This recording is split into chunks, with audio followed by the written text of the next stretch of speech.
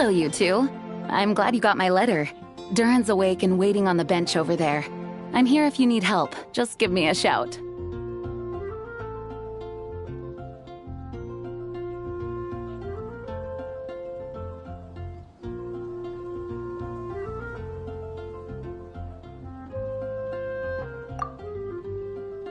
worry about us. We'll be fine. Oh, hey, you two. I just remembered what happened right before I passed out. Thanks for holding me back. I shudder to think what might have happened if you hadn't.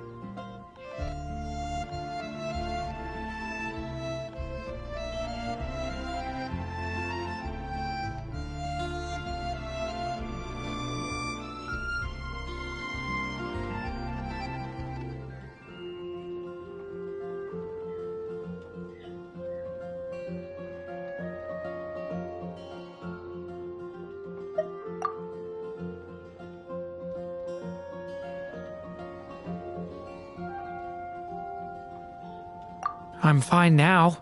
It's just... a lot of people seem to have forgotten me. Don't worry. We'll figure out a way to fix this. Why don't you start by telling us what happened? It felt so strange. After I realized no one recognized me anymore, I suddenly felt like I'd completely lost contact with my body. Abyssal power lies sealed within this body I inhabit. So when I lost my connection to it, I lost control of that power too.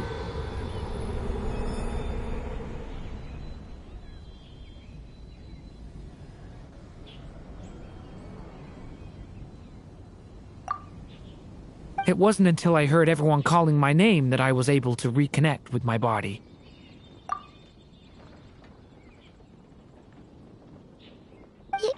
You lost contact with your body? Does that mean there's something wrong with it? Sounds like we need Albedo more than ever. I don't think the problem lies in Albedo's alchemy. Huh.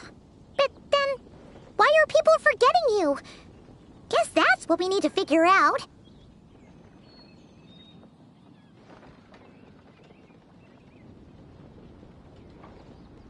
That means we need Alice for sure.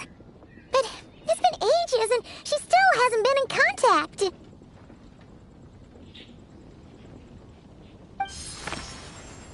Now would be a really good time for a hint. How could the story's budding branches even hope to reach beyond the towering walls? Leaving the castle, the witch went off in search of the tallest, grandest tree in the whole world.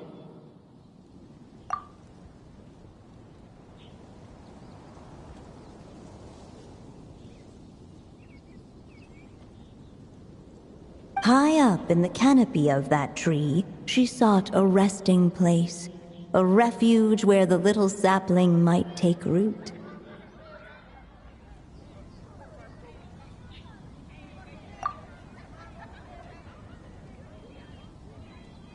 Go to that place, for it was there that the sapling felt its first breath of wind. Huh? Was that another clue? Does that mean the story isn't over yet? Leaving the castle. It just occurred to me. If this story is all about my own experiences, then wouldn't what happened after I left Simulanka be part of it too? But how could she possibly know exactly what would happen? And even if she did, how could we know when the story was complete?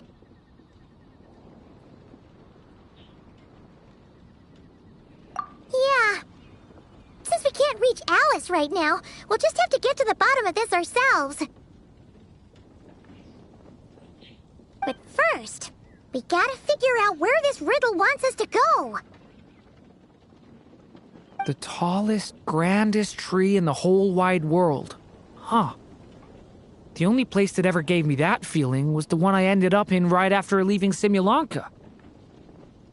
They had great coffee there, too. And so many books you'd never run out of things to read.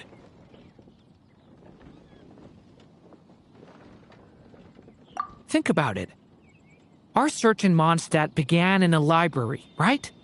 Well, Sumeru City's got one of those, too. And it's absolutely huge. What do you say? Should we try looking there? Huh. That does kind of make sense. And it's not like Paimon's got a better idea. Alright, let's just give Jean and the others a heads up first. Well, it sounds like you've got a plan, so I won't interfere. All I ask is that you stay safe. Albedo won't be back for some time, and until he is, we can't know for sure how dangerous Duran might be in his current state. I'm so sorry about what happened before. Believe me, I'm not blaming you, and neither is anyone else here. If anything, it's the opposite. We're all just worried about you. Worried? About me? Come with me. I want to show you something. As soon as they heard you were awake, they all hurried over to see how you were doing. You all came to see me?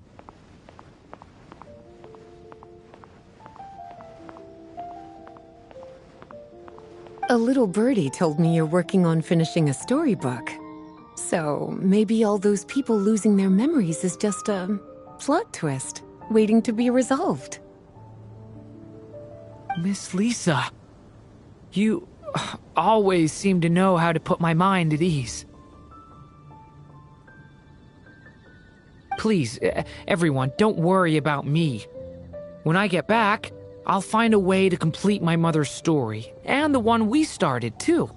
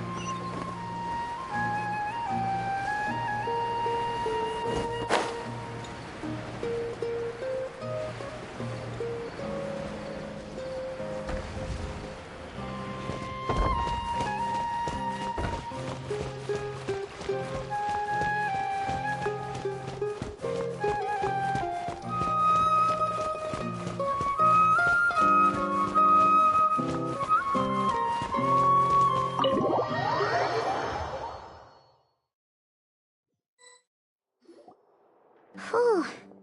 After the library hunt in Mondstadt, it's not as if Paimon was expecting this to be easy. But this... yeah... This is something else. Where do we even begin?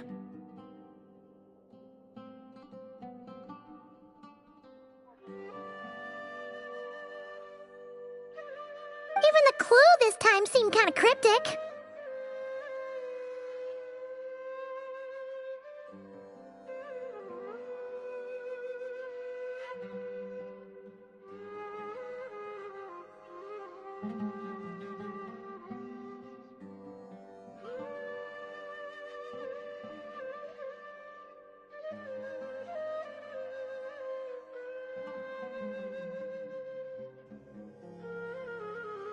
Yeah. Guess the best we can do is stay on the lookout for more weird things going on. Huh? Sorry, what was that? I'm here to return Volume 5. According to the catalog, Volume 5 of this series is not available for loan. I can't accept the return of a book that was never checked out in the first place. Let me put it this way. My copy is complete. Yours, on the other hand, is missing large amounts of content. So you should swap it for mine instead. Sir, you have to understand. Managing a library is a serious business, and we have protocols in place for this kind of thing. I can't just replace an important volume in our collection based on nothing more than your word. Hey, look what the Wandering Tom dragged in. Oh, it's you.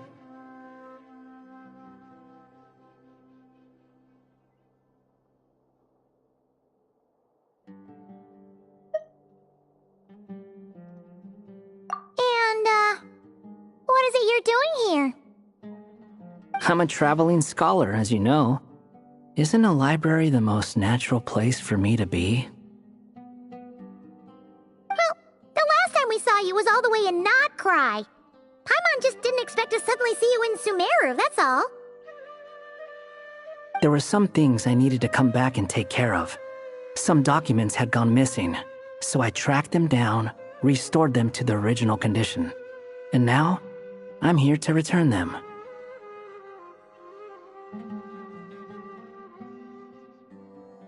And considering what I'm planning to do next, it feels like a weight off my shoulders. What's going on with you, huh? You look like a kicked puppy. Hat guy. Ah, at least you haven't forgotten about me.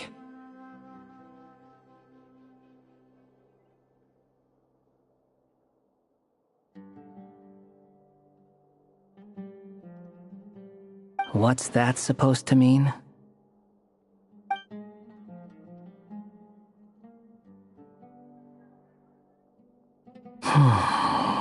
So it's been getting worse. Sounds like you know something we don't. After he left Simulanka, he spent some time traveling Sumeru with me.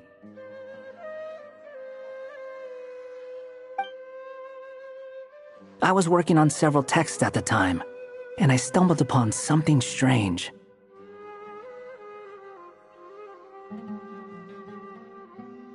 Anytime Durin of Simulanka was mentioned, before long, the record would disappear. Which means, all the remaining records on Durin are about the evil dragon that fell on Dragonspine. How did you even discover that?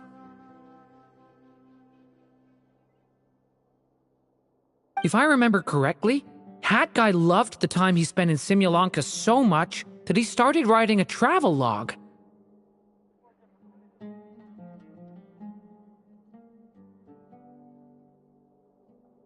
That's besides the point. The fact is, you're not affected by the ley lines of this world. I'm sure you can grasp the implications of what that means.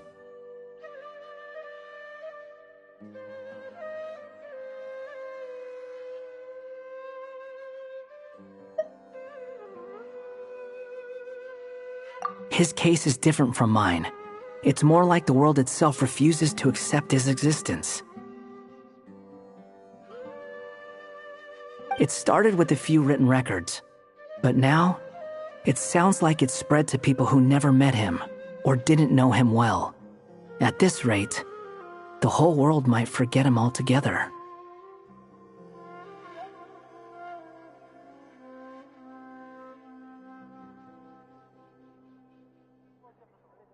The whole world? But that includes all my friends in Mondstadt, and even Hat Guy, too.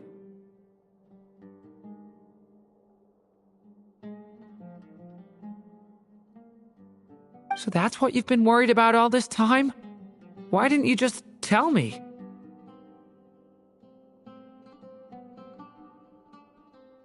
There are more important questions right now, like figuring out how to fix this.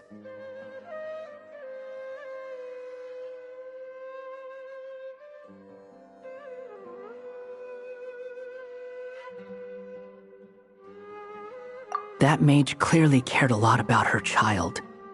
She left that book behind for a reason. If you want answers, isn't that the place to find them? You think that didn't occur to us already? Problem is, we need to find the memory that unlocks the next chapter first.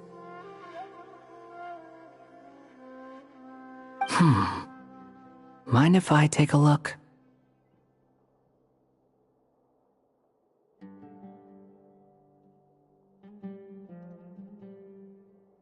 I just want to know what secrets this book is hiding. Besides, I've run into a bit of red tape, so I've got time.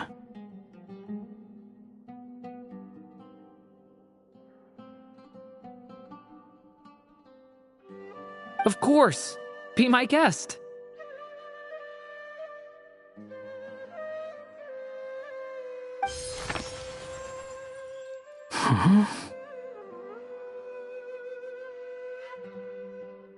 So, the memory we've been looking for was about you all along?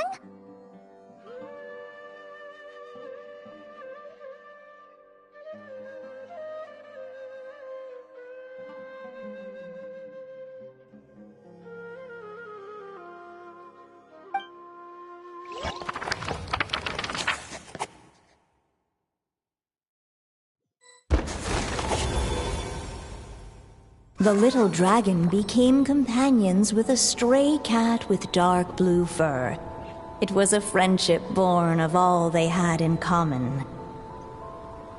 He left his castle at the stray's invitation, setting out to explore the world beyond its walls. There, he grew fond of the outside world, eager to make friends and share the story of his life. Taken by the dragon's story, the stray tried to write it down.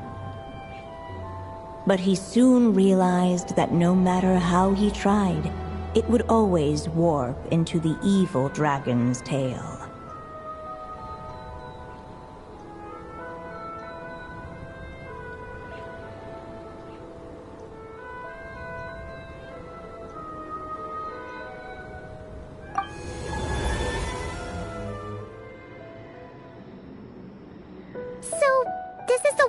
This chapter takes place? Looks like we're at the top of some kind of gigantic tree.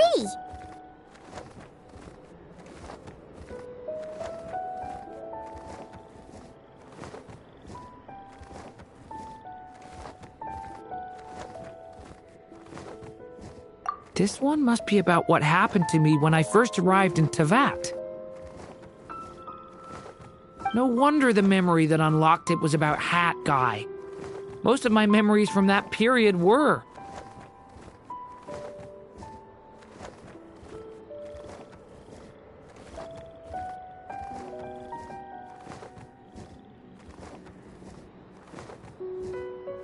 Hold on.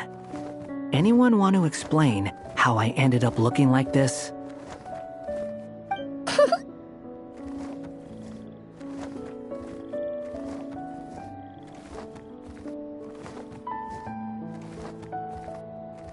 Maybe you've become a character in the story too.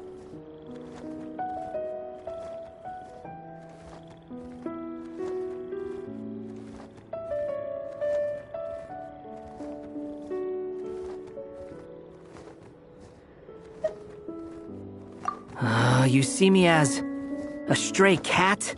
A wandering Tom, to be exact. You should count yourself lucky. Of all Durin's friends, your character is by far the most memorable. Maybe it's because I've known Hat Guy for longer, so my impression of him is more vivid than the others. Vivid? Then how come you haven't changed one bit? Guess that means the impression the Traveler left was so vivid, it didn't need changing.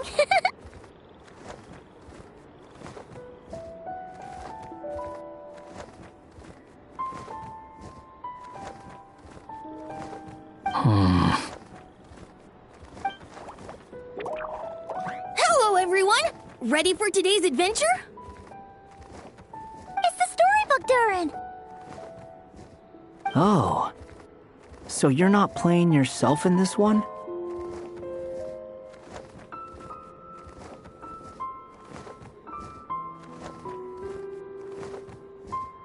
Does that mean the two of you have even more memorable roles to play?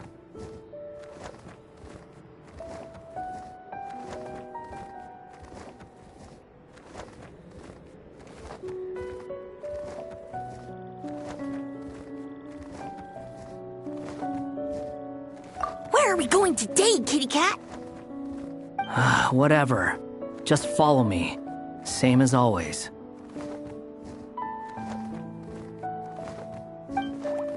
Okie dokie! Can we chat along the way? If you have something to say, just say it.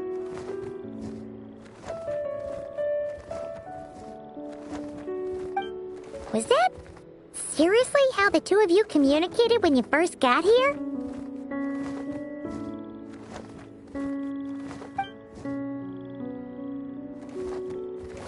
Yep.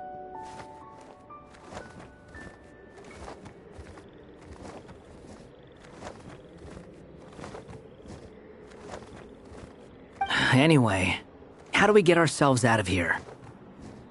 Usually, the narrator gives hints to help us figure out what to do. Speaking of which, about time we got some of those, don't you think?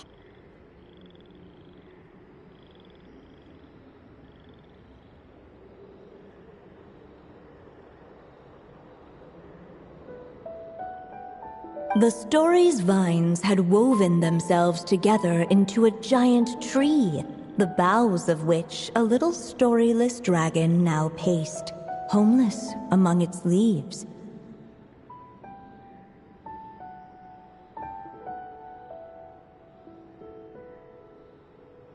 He had to find a way to leave this place and set off in search of a home of his own. If he stayed, the world would erase him from its memory altogether.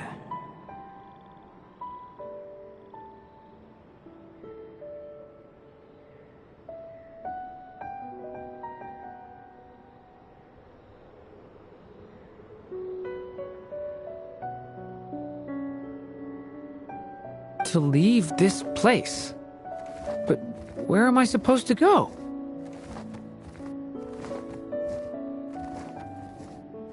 The little dragon felt completely lost. Just like the vines, the road ahead branched off into different directions, twisting and turning before disappearing into the mist. But as luck would have it, a prophetess waited up ahead. Perhaps she might know where each path might take him.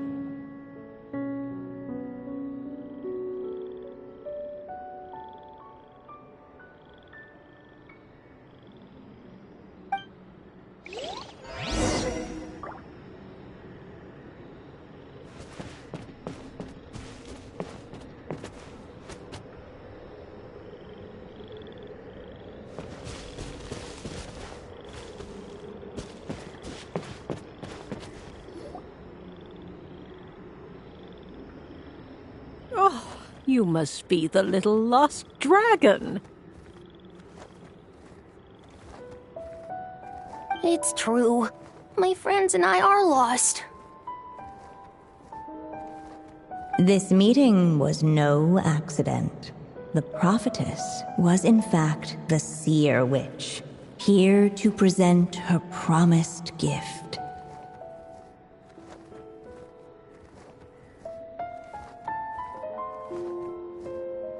The seer witch.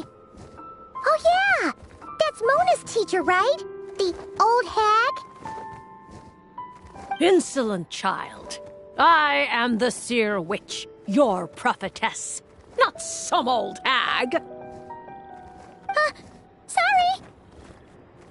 Now, little lost dragon, I have come to bestow the gift I once promised. A prophecy. A prophecy? Hear me now, for my prophecy is this. One day, the dragon from beyond the castle shall be reborn, and none may avert its coming. The wind took the prophecy and swept it off into the distance. And so, the little dragon was shown a path to wander.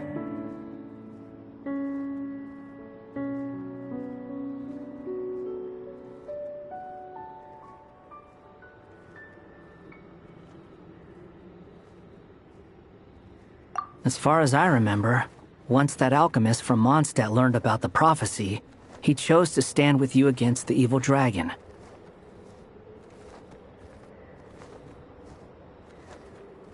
So, what does any of this have to do with you being forgotten?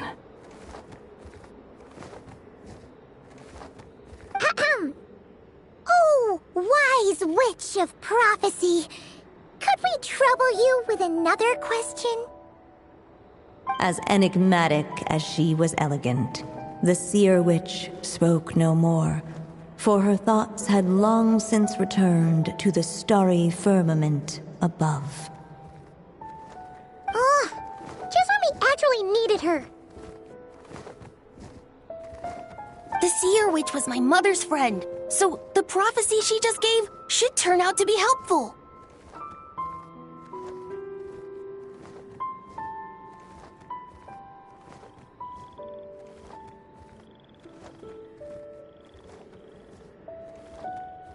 Well, it's not like we've got better options.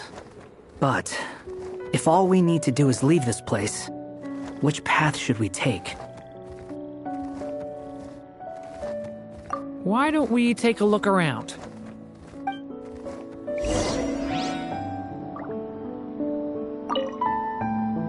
As enigmatic as she was.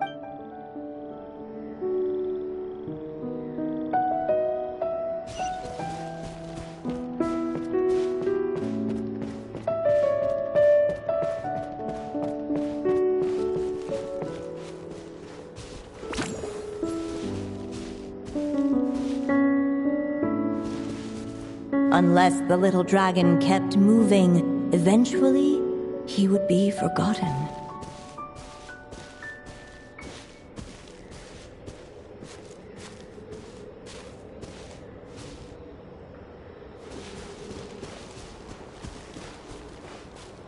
The wind kept blowing, but the little dragon had not yet resolved to follow it.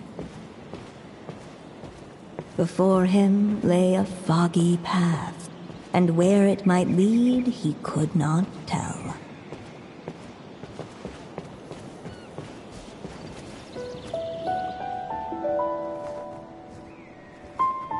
If we go this way, we'll be heading back to Mondstadt, just like we planned.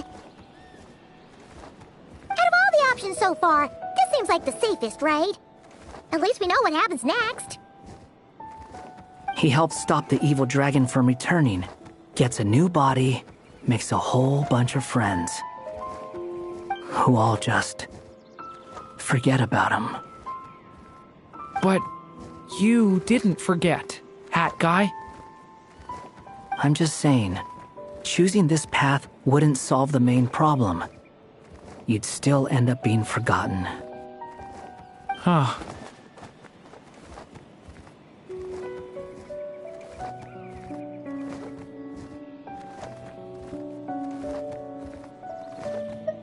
I'm not against choosing this path.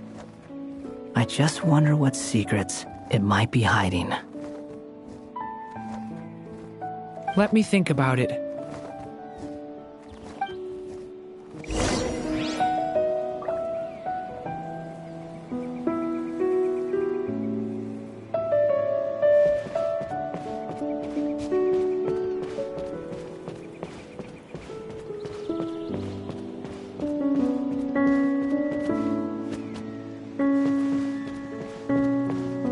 I still think you should keep going, little dragon.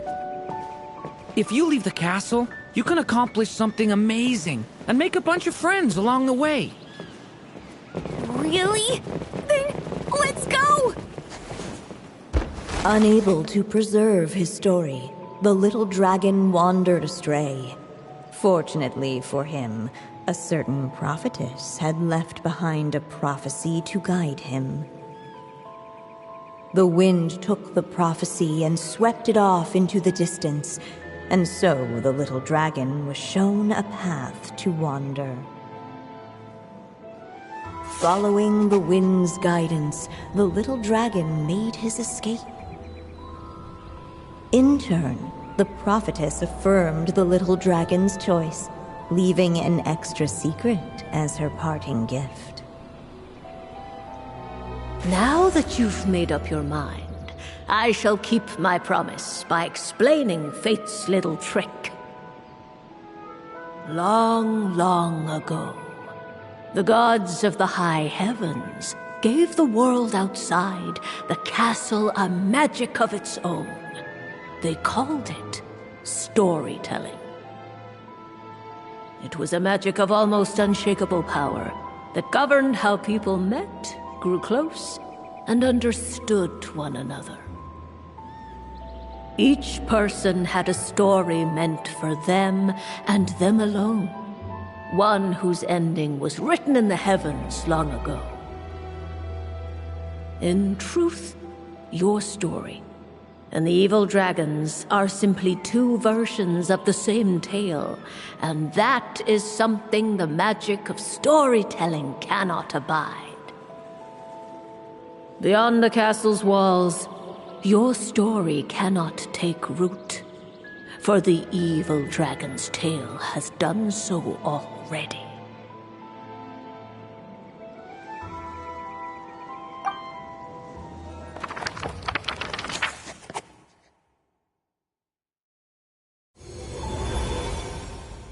So, that was the secret? Huh.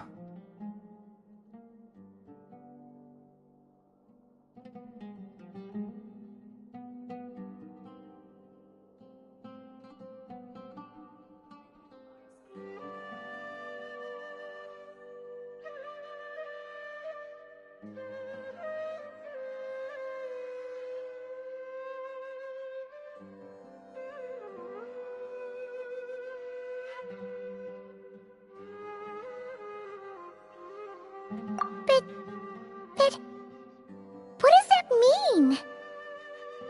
You still don't get it? Simulanka Durin and Tevat Durin share a special kind of connection. Their fates are mirror images of one another. While they were in two separate worlds, there may have been some mutual influence, but their fates were independent. But when Simulanka Durin came to Tevat, a version of his fate already existed there.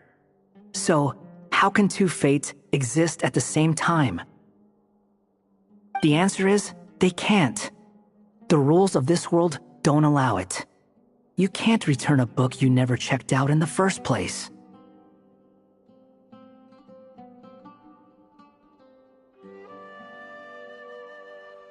So, what's Durin supposed to do?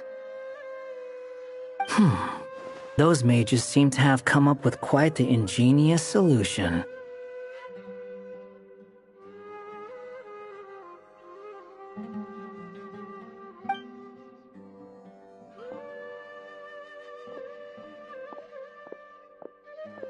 I'm here to make a return. As I said, there's no record of Volume 5 of this series ever being checked out. Then just think of this as Volume 6. Based on what I know, the author was planning on publishing another volume anyway. The catalog does have a slot reserved for Volume 6. So, this is it? Sure, let's go with that. All you need to know is, I'll be the one writing this series from now on. You... What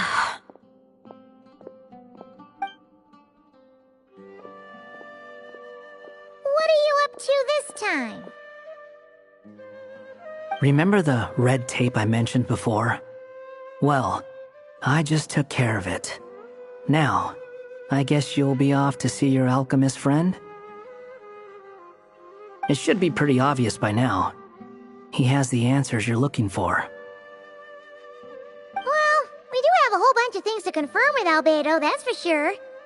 But didn't Jean say he'd be gone for quite a while? I'll join you.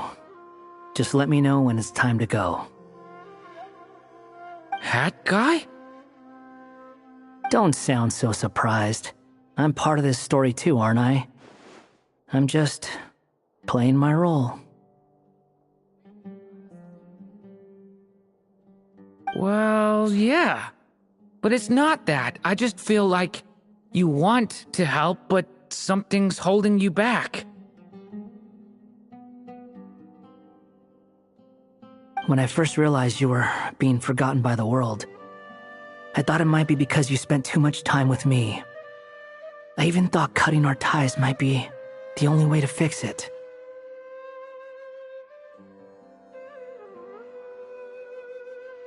Why would you think that?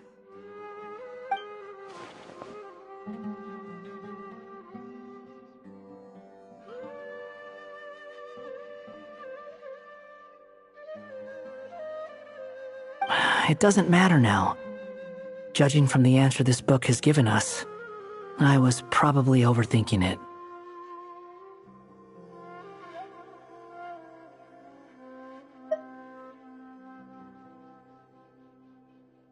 Just as well. With the ley lines rejecting him like this, the people who still remember him are his only remaining connection to this place.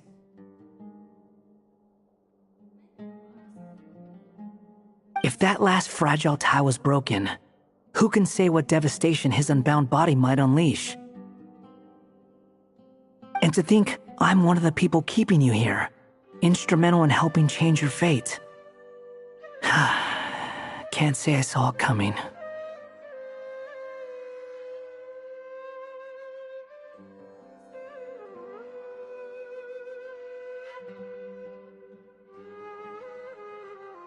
Well, if it's good enough for Hat Guy, it's good enough for me. After all, he is about as odd as humans get. Excuse me? With some people, even if you try asking a simple question, they'll always give you a complicated answer. And the more you ask, the more complicated it gets. Truth is, Hat Guy's just that kind of guy.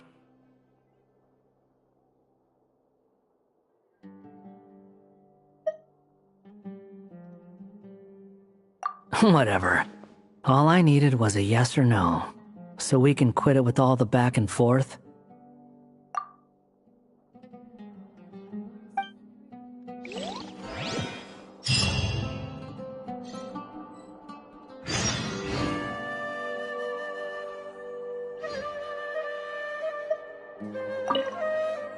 If you feel like stepping back into the story, just come find me. I'm sticking around for the next few days. So, when it's time to go, you know where to find me.